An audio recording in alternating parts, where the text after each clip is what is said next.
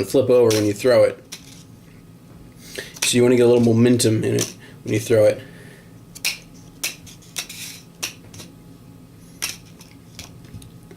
And remember, you always show the queen when you throw it. Always show the queen. So you're gonna have two fingers, and all you're doing basically, you're just letting go with the middle finger when you throw it. Now, some people are watching. They're sharp. They're gonna notice when you do that, you have two fingers sticking out like that, meaning you threw the top card. If someone's sharp, they'll catch that. So what I do, and this is after a lot of practice, of course, when I throw the queen, I re-grab with my middle finger. Did you see that? I'll do it one more time.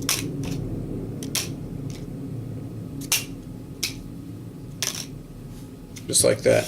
Actually, that was a hype. A hype is the same thing as a throw, except it's when you have both cards on top of each other, just like that. Right on top of each other. That's more advanced. It's a little harder to do. It takes practice, but once you can do it, that's when you start to learn more of the moves. Now, from now on, you can practice everything as if you're doing a throw. I'm going to do it like this because I'm used to that. That's how I've been doing it for the past 3-4 years. So I'm just going to do it like that. But anyway, as the throw, after you throw it, it's a lot harder, you can see, to reposition your fingers. So the best thing to do is to make sure you just kind of, after you throw it down, just kind of grab onto it with the second finger like that, like you're holding it with two fingers. And then move your hand down. People won't really notice it. But what you don't want to do is when you throw down the queen, keep your fingers like that. It's better to throw it.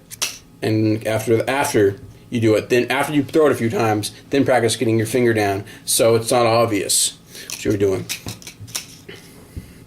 The hype. The hype. Some people call the basic throw, they refer to it as the hype. That's okay. That's some people call it that. You have two cards and holding it in one hand, and how they're held is thumb and middle finger, and then that goes right on top of another card. The side closest to your hand, there's a gap. You leave a small gap, and I can get it smaller than that. I'm just leaving the gap to show you. I've done it before. I've gotten the gap around that small, and I can still throw the top card. There's the queen right there. It's hard to do. I haven't practiced in a while, but I can still throw the top card with that small gap. I'm leaving the gap a little bit bigger. If you practice, you can practice it like this. The reason you have the gap on the outside is because everybody's looking at the inside, and I'll get into that later why. But I like to keep this side closed so it's a seal, and it also further convinces the sucker that you're throwing on the queen, because how is he going to throw another card if it's right on top? You know, if it's directly on top of that card. What you're doing is you have the thumb and middle finger, you're grabbing like that. Same fingers, thumb and middle finger are grabbing. Now, when you throw the card back and forth, all you need to do is straighten out your middle finger, and the queen will fall. That's simple. So you can throw the card back and forth, you just straighten out your middle finger, the queen falls. My bad. I'm not good. My left hand doesn't do any of the tricks. It's just there to move the other card around. But I do most of my moves with my right hand because I'm right-handed. Now to do the fake throw or the hype, what you do is when you grab them together, you're going to use your ring finger. You're going to grab right here, the corner of the queen, and then you're going to let go with the middle finger. And you have to do it in one motion, and the card will fall off. And that's one thing that you saw me do. If someone's a beginner, they'll tend to do that. It has to be done in one fluid motion. I'll have it right there, and I'll throw the card down. Right there's the 7. Right there's the queen. See, I still have the queen.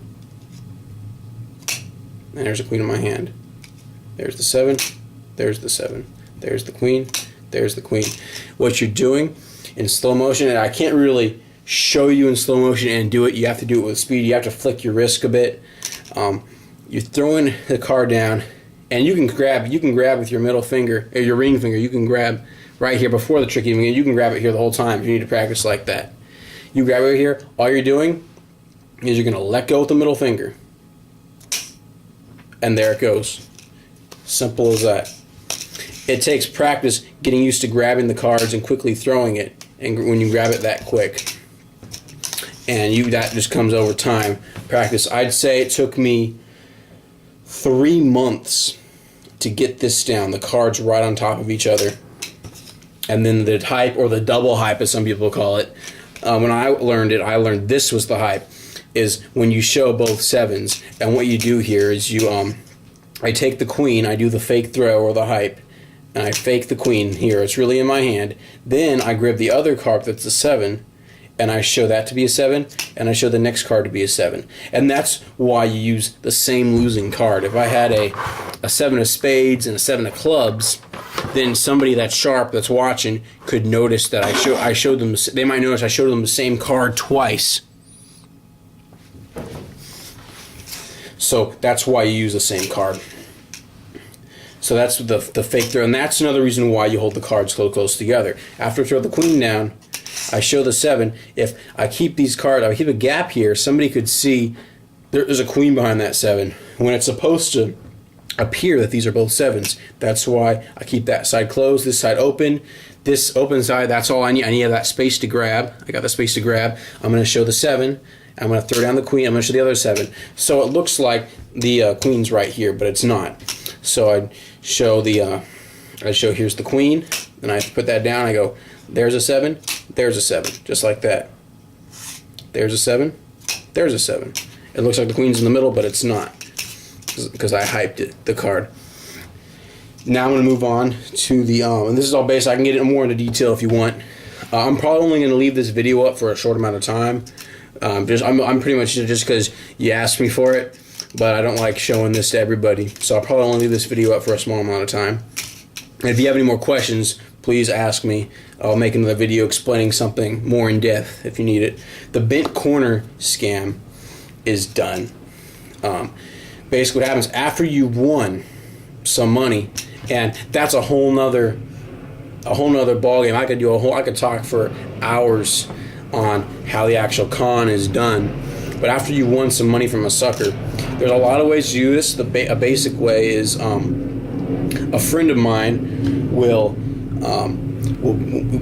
pretend to play a game with me like he's doing the whole time, and he'll bet 20. He might throw the $20 on the edge of the table, so I have to bend down and pick it up. He'll do something to distract me. There could be a police going by, and I could turn around, or I could bend down to tie my shoe. And while I'm doing this, my friend will go and he'll bend the queen like that. He'll put a mark in it.